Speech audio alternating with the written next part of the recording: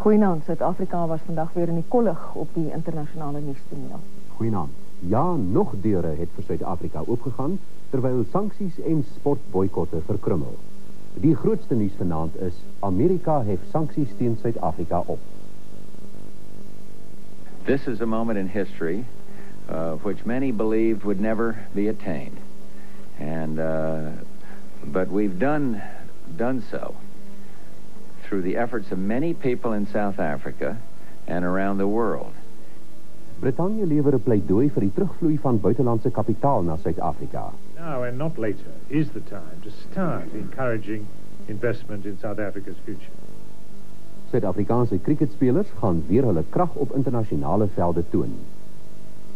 Maar vir tennisspelers bly die deure nog toe. Ons kyk ook na die oorweldigende positiewe reaksie uit die buiteland op Suid-Afrika se hertoelating tot die Olimpiese beweging en die verwarring daaroor plaaslik. Vandag was nog 'n historiese dag in die geskiedenis van Suid-Afrika. Amerika het alle politieke en ekonomiese strafmaatreëls teen die land opgehef, behalwe die verbod op die verkoop van wapens en sy teenkanting teen die republiek in die IMF. President George Bush het vanaand in Washington 6 uur Suid-Afrikaanse tyd gesê dit is gedoen omdat daar aan al 15 voorwaardes voldoen is wat deur die Amerikaanse Kongres vir die opheffing van sanksies gestel is. President Bush het gesê daar was die afgelope tyd diepgaande veranderinge in Suid-Afrika. Progress has definitely been made. And during the last 2 years, we've seen a profound transformation in the situation in South Africa. Since coming to office in 1989, President de Klerk has repealed the legislative pillars of apartheid and opened up the political arena to prepare the way for constitutional negotiations. And as I've said on several occasions, I really firmly believe that this progress is irreversible. Much remains to be done. Let's be very clear on that point. But I've been impressed with the commitment by President de Klerk, by Nelson Mandela, by Chief Buthelezi, and many others to continue to build a constitutional democracy in South Africa. And we will use all available means to encourage this process through to its successful conclusion. The Congress anticipated this situation in what is known as the Comprehensive Anti-Apartheid Act of 1986, which placed economic sanctions against South Africa. That law anticipated the benefit of lifting these sanctions as a means of encouraging the government of South Africa and the people of South Africa to continue the progress that has been made in eliminating apartheid. And I have today just signed and issued an executive order terminating the sanctions against South Africa. And in doing so, based on recommendation from Secretary Baker, I have determined that the South African government has met all 5 of the conditions for these sanctions to end as set forth very clearly in the Act. And other measures, sanctions, including the arms embargo and restrictions on our ability to support South Africa at the IMF, are unaffected. These other sanctions remain in effect. This morning I talked just now to Nelson Mandela, a fairly long talk with him, to tell him personally of the commitment by the people of the United States to support equality in South Africa.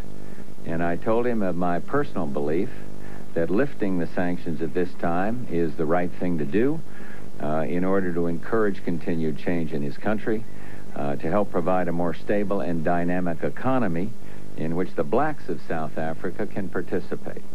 And tomorrow I intend to call President de Klerk to indicate to him that we expect the progress he has made so far to continue. And incidentally, on the Mandela call, we've been in reasonably frequent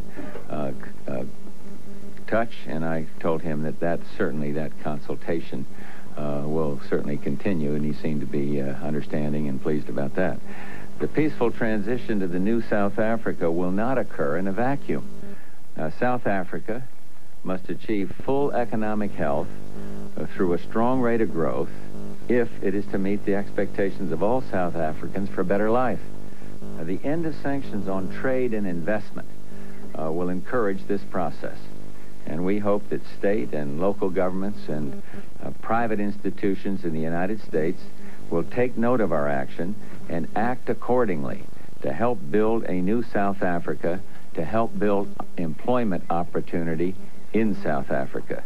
And so my appeal here and my appeal at this G7 meeting that I'm fixing to go to will be that we all must help now. And I'm therefore directing that our assistance to black South Africans be doubled from its present level of $40 million, and these funds will be used to expand our efforts to prepare black South Africans to participate fully in the revitalization of their economy and to help meet the most pressing needs of blacks in the areas of housing and education. This is a moment in history which many believed would never be attained. And but we've done so through the efforts of many people in South Africa and around the world. And in that sense, this is a time for reflection, and it's also time when all who care about the future of South Africa, and as I do, should rededicate themselves to stay the course in the interest of peace and democracy. There has been dramatic change. The law says when the 5 conditions are met, the sanctions will come off. I've signed that today. But all is not totally well there, and we will continue to be actively involved as we can be. President Bush is op die nuuskonferensie gevra of die veranderinge in Suid-Afrika alleenlik teweeggebring is deur die invloed van sanksies. I can't say that none came as a result of that, but I think what really turned the difference is when South Africa came in with a new regime and they decided to move forward, but I don't think it was strictly because they wanted to get rid of 2 sanctions while others remain. Well, it wasn't the question. It was a mammoth change in the whole society. No question about it. But you're saying, do I credit sanctions totally? And the answer is no. Die staatspresident, meneer F.W. de Klerk, het meneer Bush se aankondiging verwelkom en gesê dit dui op nog 'n stap in die normalisering van betrekkinge tussen Suid-Afrika en Amerika. Meneer de Klerk sê in 'n verklaring, die opheffing van Amerikaanse sanksies teen Suid-Afrika sal bydra tot die oplewing in die land se ekonomie. Hy sê die Suid-Afrikaners wat regstreeks die gevolge van sanksies moes dra, veral werklooses, sal baat vind by 'n oplewing in die ekonomie. Meneer de Klerk sê president Bush het vanoggend aan hom 'n persoonlike boodskap gestuur wat deur Amerika se ambassadeur in Suid-Afrika aan hom oorgedra is. In die boodskap lig president Bush meneer de Klerk in dat hy 'n opdrag wat sanksies ophef gaan onderteken. Die staatspresident sê meneer Bush het voorgestel dat hulle môre regstreeks met mekaar praat. Die gevolge van Amerika se stap, as ook ander sake van gemeenskaplike belang, sal bespreek word. Meneer de Klerk sê hy besef dat sekere sanksiemaatreëls steeds op federale, staats-, streeks- en plaaslike owerheidsvlakke van krag bly. Daar word egter gehoop dat die momentum wat deur die skrapping van die sanksiewetgewing meegebring is, sal lei tot die afskaffing van die maatreëls. Hy het sy dank uitgespreek dat president Bush nie toegegee het aan die druk om die doelpale te verskuif en sanksies te behou nie. Meneer de Klerk sê president Bush se volgehoue weerstand teen die druk het hom bewys as 'n man van sy woord en 'n dapper leier. President de Klerk sê Suid-Afrika sien uit na 'n nuwe tydvak van samewerking met Amerika. Die minister van Buitelandse Sake, meneer Pik Botha, sê hy glo dat ander lande Amerika se voorbeeld sal volg. Meneer Botha het vanaand op 'n nuuskonferensie in Pretoria gereageer op president Bush se aankondiging. After this momentous decision of President Bush comes to an end, an era that started in 1986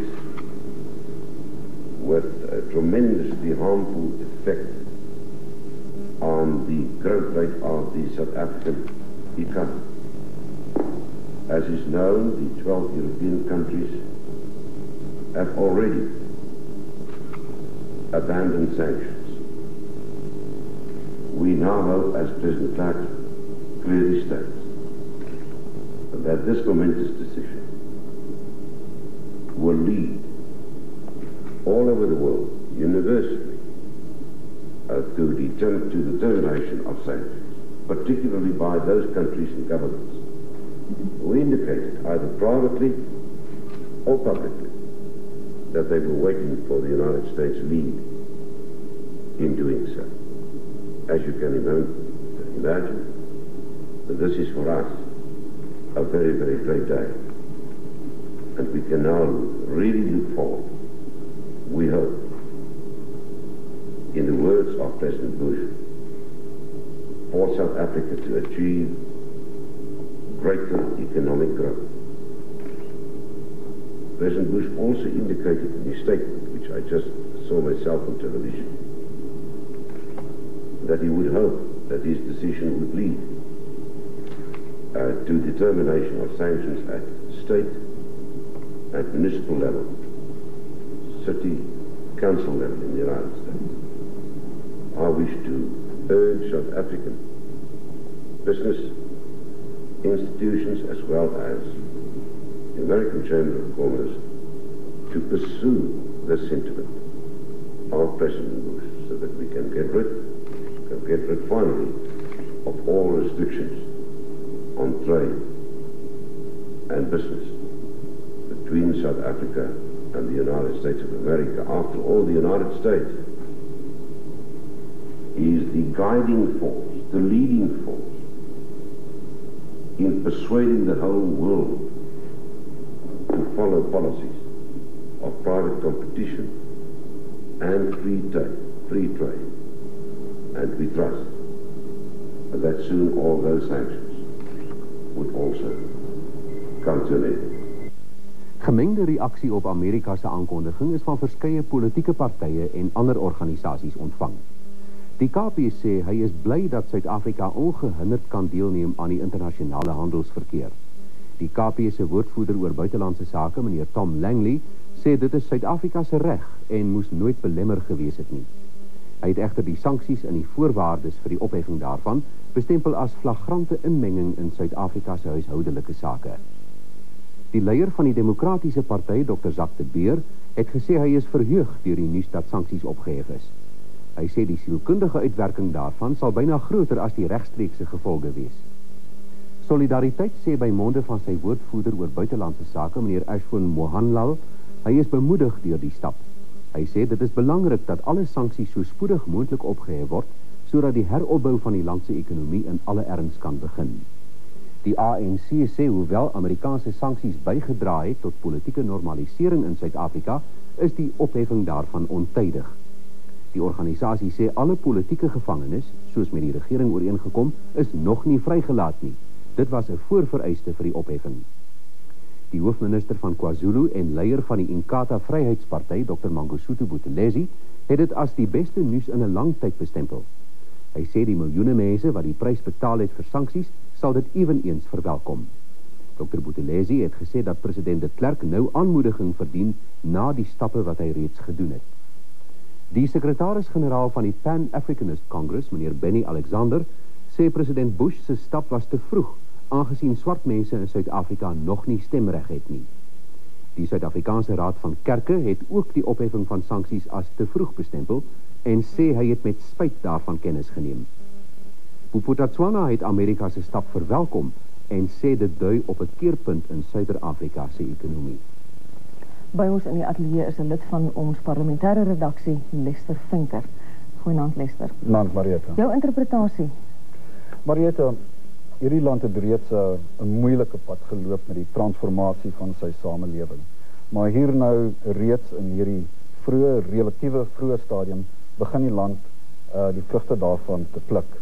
Gister die land se hertoelating tot die Olimpiese familie en vandag die FSA, die wêreld se grootste ekonomiese instansie, hef sy sanksies en boikotte teen die land op. Lester, baie mense sê dit is maar baie simbolies. Hoe voel jy daaromtrent? Simbolies ja, maar nie heeltemal nie. Daar is baie groot praktiese gevolge wat nog sal kom. Daar sal 'n golfeffek wees en daai effek sal oor maande en selfs jare uitspeel. Maar mens moenie die simboliese effek van 'n standpunt ingeneem deur die wêreld se grootste moondheid teenoor hierdie land onderskat nie. Daai standpunt is 'n enorme bemoediging vir al die partye wat betrokke is in die proses tot die skepping van 'n nuwe politieke stelsel in die land. So jy sou dink die vreugde wat vandag geheers het in Suid-Afrika is heeltemal geregverdig? Ek dink so baie beslis en ons sal nog die beproeving daarvan nog wel sien. Baie dankie Lester. Dankie Marietta. Die Suid-Afrikaanse sakegemeenskap het vandag sterk positief gereageer op die nuus dat Amerikaanse sanksies opgehef gaan word. Op die Johannesburgse effektebeurs het voortgesette buitelandse beleggersbelangstelling die beursindekse tot rekordvlakke opgedruk. Pieter Erasmus doen verslag. Hier op die Johannesburgse effektebeurs was vandag een van die bestes in 'n lang tyd. Aandelepryse, veral die van nywerheidsaandele, het vroeg vanoggend al reeds begin styg in afwagting van die gedeeltelike opheffing van sanksies deur die FSA. Geskiedenis is vandag gemaak deurdat die nywerheidsindeks vir die eerste keer tot bokant die vlak van 4000 punte gestyg het. 'n Rukkie voor sluitingstyd was die indeks op 4041 punte, bykans 100 punte hoër as gister. Die goudindeks was ook meer as 20 punte hoër en die algehele beursindeks meer as 70 punte hoër op 'n nuwe hoogtepunt van 35,02. Die vraag is, gaan die vertoning voortduur na die opheffing van sanksies? Ek verwag sekerlik dat hierdie sal voortduur, ja, maar ook natuurlik nie in dieselfde koers nie. Die mark het dan vandag baie sterk gestyg en ons kan nie verwag dat dit elke dag teen hierdie tempo moet styg nie. Maar ek bly oortuig dat veral in die lig van hierdie opheffing van sanksies, dat die mark aan die einde van die jaar hoër sal wees as wat dit is op die oomblik. Hoewel die opheffing van sanksies oor 'n wye front verwelkom is, het ekonome en ander finansiële kenners vandag gewaarsku teen 'n oorreaksie op die nuus.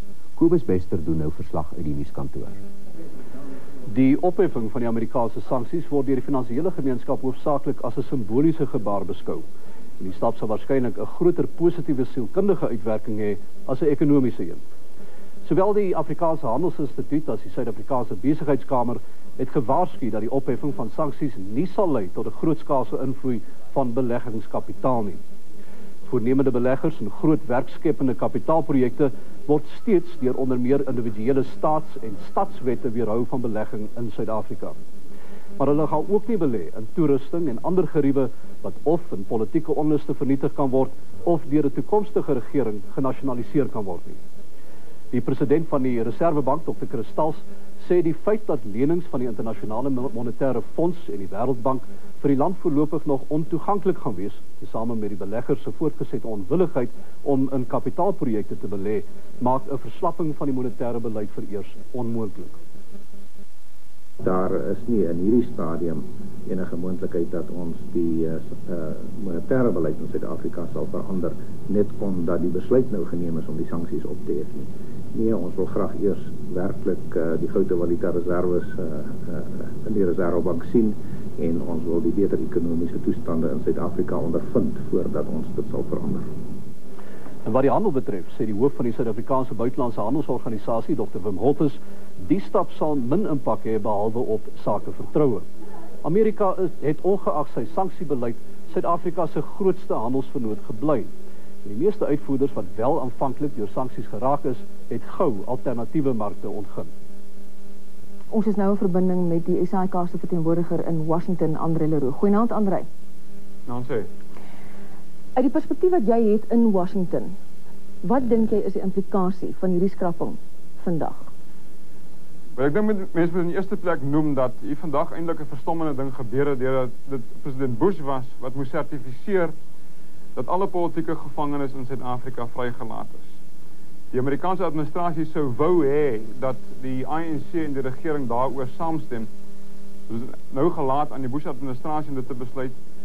Dit is ook gelaat aan die Bush-administrasie om te besluit dat verandering in Suid-Afrika onomkeerbaar geword het. Daardie uitlating of sertifisering in plaasgevind tydens president de Klerk se besoek verlede jaar hier in Washington. Die implikasie hiervan vir Amerika en vir president Bush in die besonder is baie groot. Daar's reeds tekens dat hy groot moeilikheid gaan optel vir hierdie verklaring van die feit dat al 5 voorwaardes aan voldoen is. Jy praat van groot moeilikheid optel. As 'n mens dink aan die Graham-amendement, dink jy dit gaan later vanjaar nog aangepas word en gaan dit met moeite gepaard gaan of nie? Die Graham-amendement gaan juist met moeite gepaard gaan. Die Graham-amendement is 'n amendement op 'n wetsontwerp wat bepaal in watter mate Amerika die IMF-fondse kan bewillig, of deur die IMF-fondse kan bewillig vir ontwikkeling onder meer in Suid-Afrika. En dis 'n belangrike een. Dis die belangrike een, ja. Dis die een waarvoor ons het geld nodig in Suid-Afrika. Ons het lenings nodig en op die oomblik is daar nog 'n klip daarop. Ons kan nie daarvan wegkom nie. Die probleem is die verskil tussen die CAAA wat nou vandag afgeskaf is en die Graham Amendment is dat die CAAA deur die president afgeskaf kon geword het. Die Graham Amendment daarteen is 'n kongressionele besluit. Met ander woorde, dit gaan gepaard gaan met kongressionele debat binne 'n situasie waar burgerregte opnuut in Amerika hoogtyd vier, die debat daaroor hoogtyd vier. En dit is 'n baie emosionele saak. Ons kan verwag dat die Kongres lank daarmee gaan stoei en nie voor Desember verjaar uitsluitsel daaroor sal gee nie. Sedert jy nou betrokke is met hierdie storie so van gister se kant af en jy voel dit nou aan, wat is die Amerikaners se reaksie op hierdie aankondiging, Andre? Wel, in die eerste plek is lekker om hierdie dae Suid-Afrikaner in Washington te wees.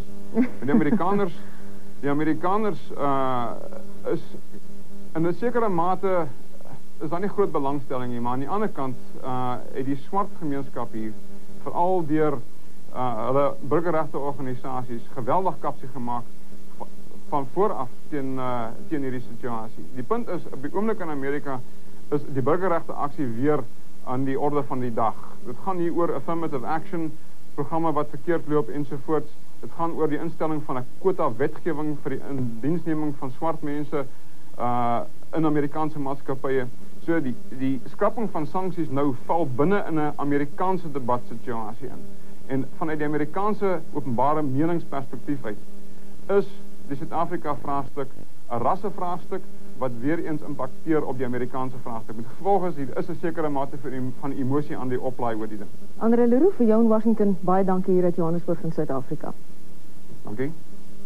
Die Britse minister van Buitelandse Sake, meneer Douglas Hurd, het 'n pleidooi gelewer vir die terugvloei van buitelandse kapitaal na Suid-Afrika. Meneer Hurd het vanmiddag aan die einde van sy 3-daagse besoek aan die land aangekondig dat Brittanje as 'n voorbeeld van die hulp wat die buiteland aan Suid-Afrika kan bied, gaan help met die terugbring van Suid-Afrikaanse weeskinders wat hulle in Tanzanië bevind. Meneer Hurd het gesê dat moet nou begin word om die grootskaalse armoede in Suid-Afrika aan te spreek. Om dit te doen is beleggings nodig. Hy sê die Suid-Afrikaanse regering het reeds begin om agterstande uit te wis, maar Suid-Afrika kan dit nie alleen doen nie. Hulp van die buiteland moet aangewend word. It's no longer necessary to condemn blacks in South Africa to greater poverty in the cause of ending apartheid, because apartheid is ending.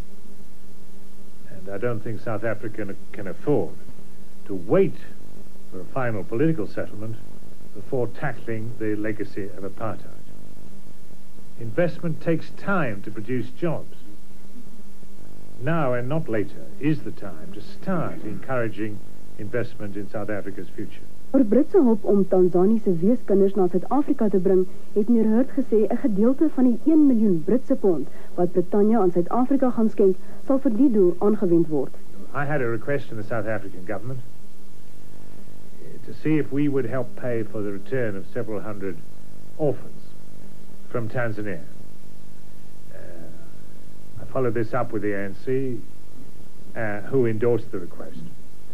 And so this will be part of the 1 million sterling help, which I announced on Monday. We will help, that's to say, with the UN High Commissioner for Refugees, to bring these children back from Tanzania to their own country, South Africa, as soon as the practical arrangements can be made.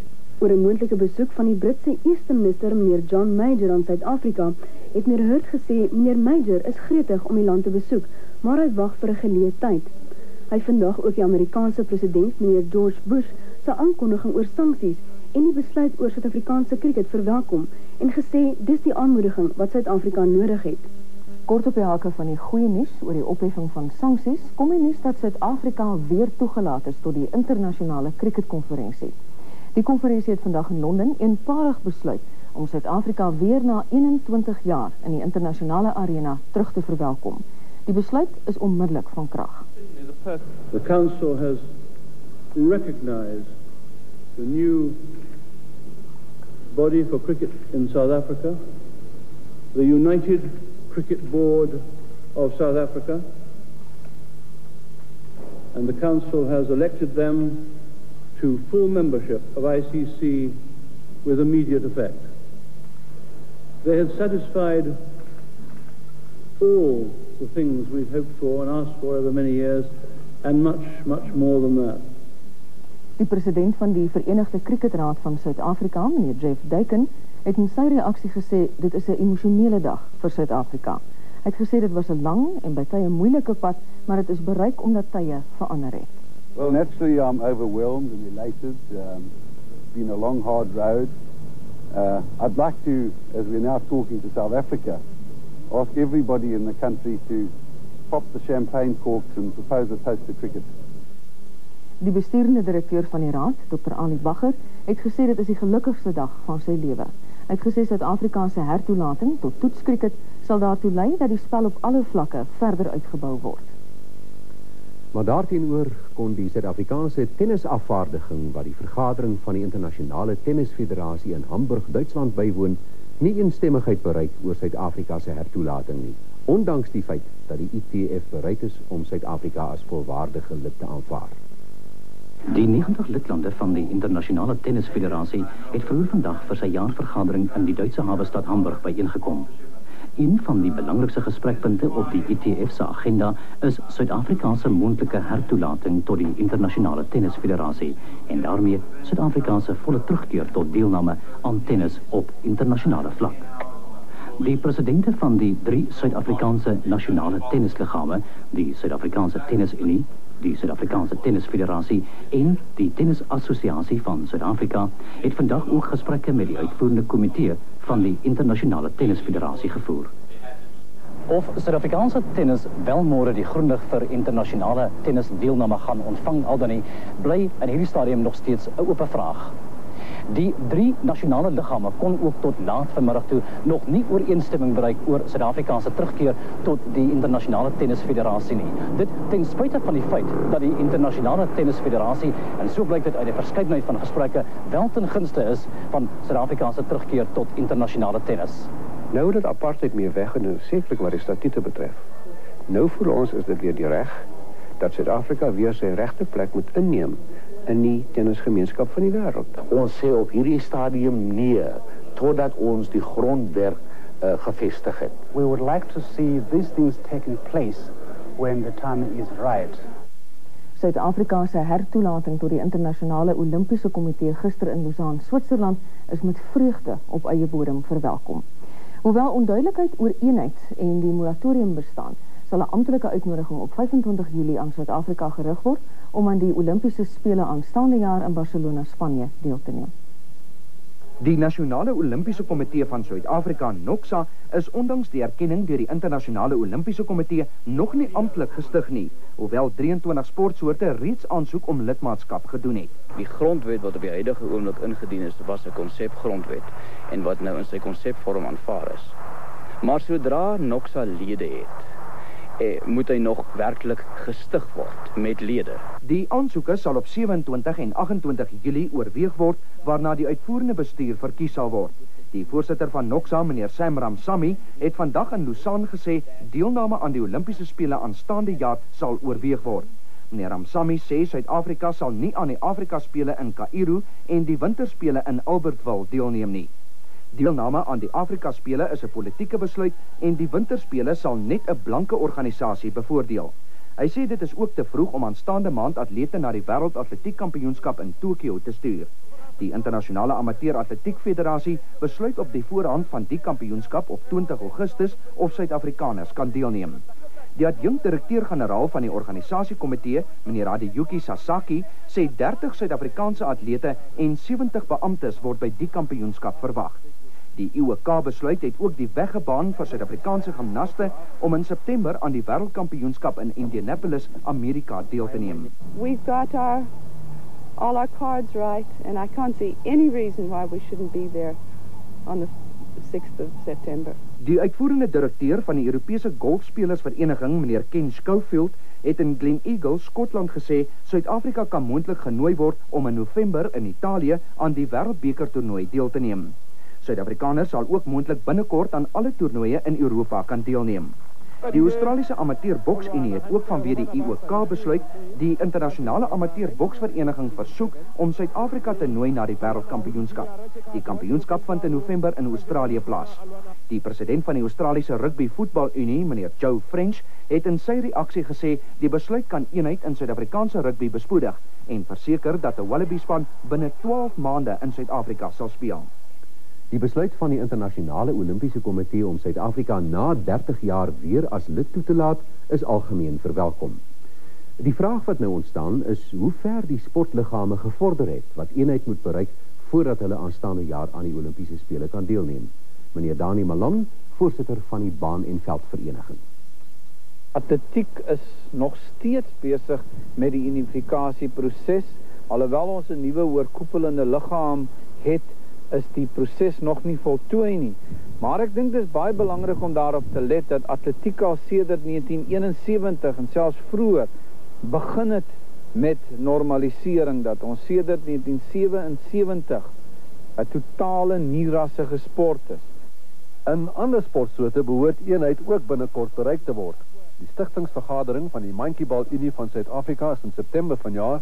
Die Internasionale Tafeltennisfederasie besoek Suid-Afrika later vanjaar en Suid-Afrika se voorste spelers sien daarna uit om aanstaande jaar in Barcelona deel te neem.